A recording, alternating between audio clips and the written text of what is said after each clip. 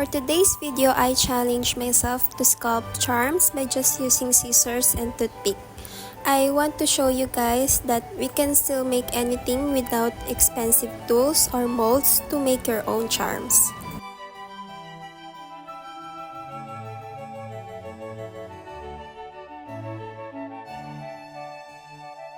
You should hold the toothpick at an angle to poke the seeds.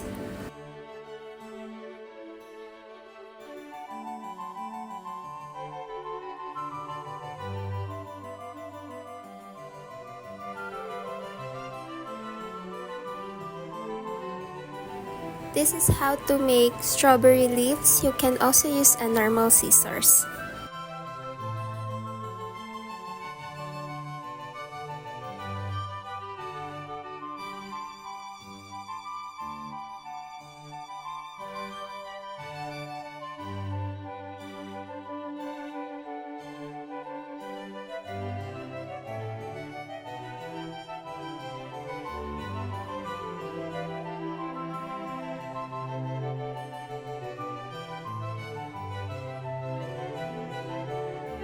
You can decide if you want to add the screw pin before or after it is dried.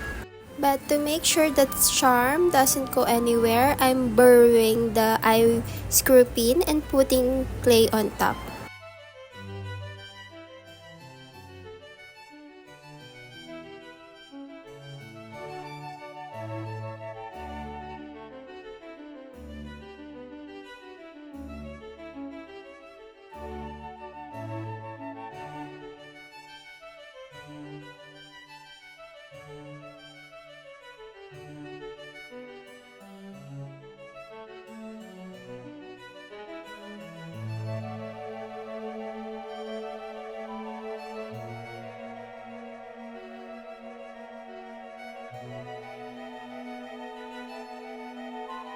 Be sure to add glue every time you put the parts.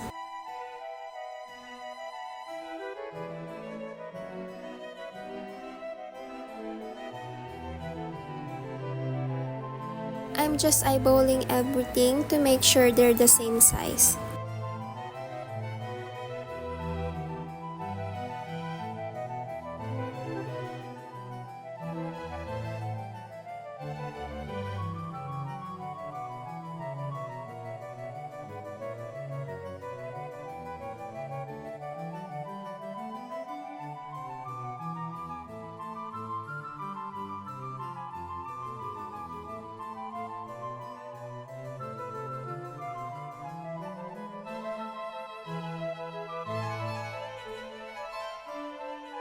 I dried this clay a bit before cutting them.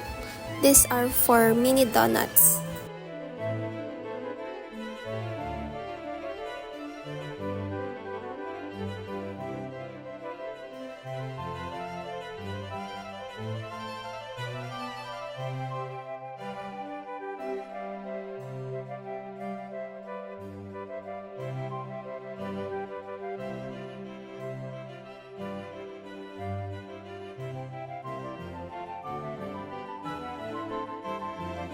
Here I'm making a bear holding a matcha donut.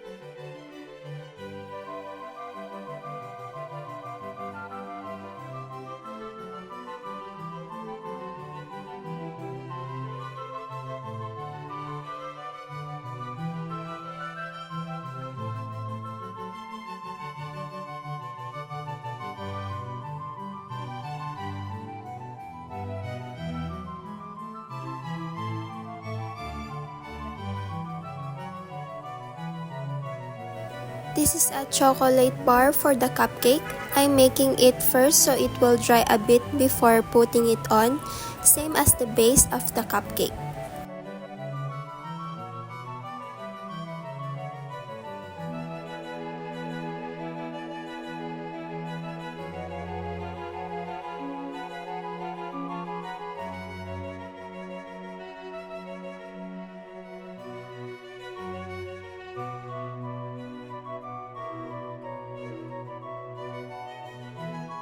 Now let's make little macarons while waiting for it to dry.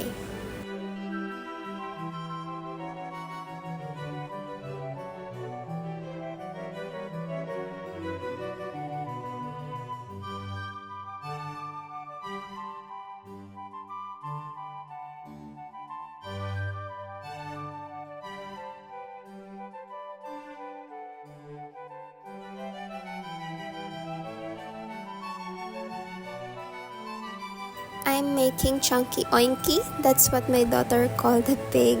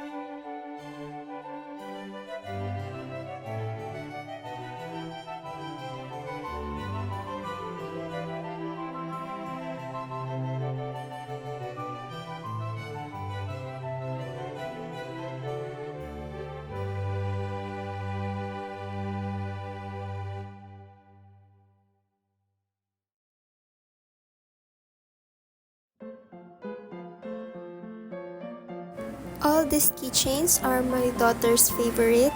I forgot to make a moon. She likes the moon the most.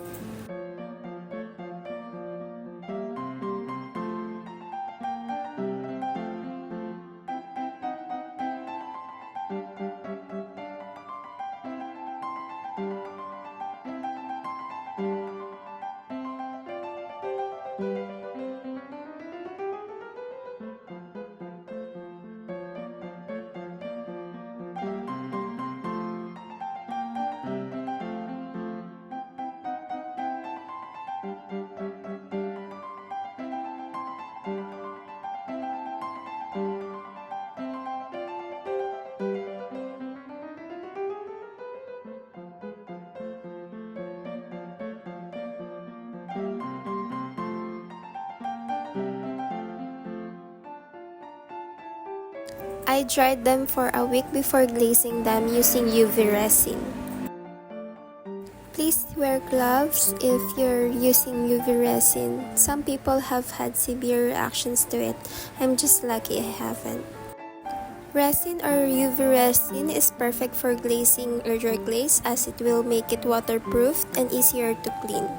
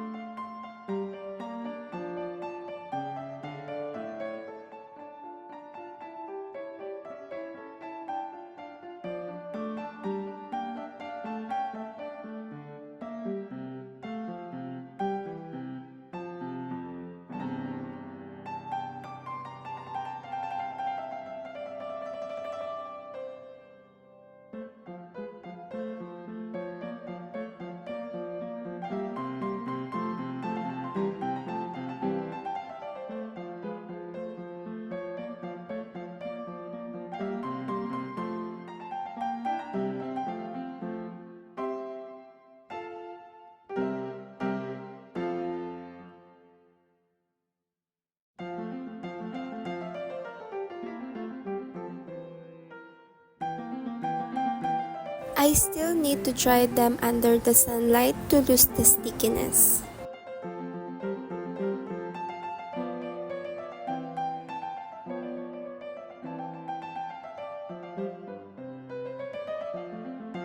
I will use them for our keys, coin purses, and bags.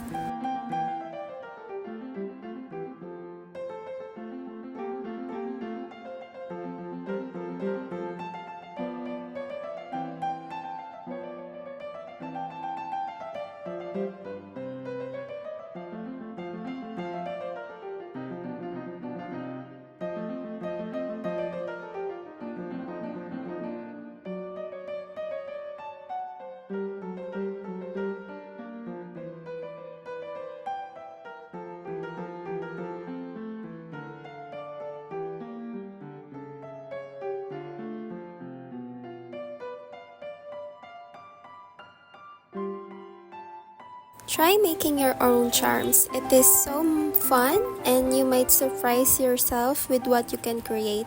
I only used 2 simple tools to make mine, so you don't need much to get started. Give it a shot. Thank you so much for watching. Please subscribe and like for more videos.